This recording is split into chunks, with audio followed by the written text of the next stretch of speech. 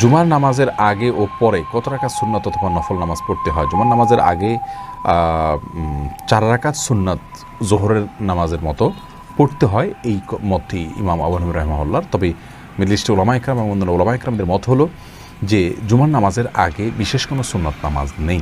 জুমার নামাজের আগে আপনি মসজিদে প্রবেশে যে 2 রাকাত নামাজ, এটা অন্য সময়ের মতো জুমার সময় পড়বেন, আর জুমার ফরজ নামাজ সরাসরি পড়বেন। আর যারা 4 রাকাতের কথা বলে থাকেন তারা জোহরের যে 4 রাকাত রয়েছে সেটাই ওয়াক্ত যেহেতু একই, অতএব সেই সুন্নাটাকেই এখানে রিপ্লেস হবে, এই মতটি পোষণ করেন।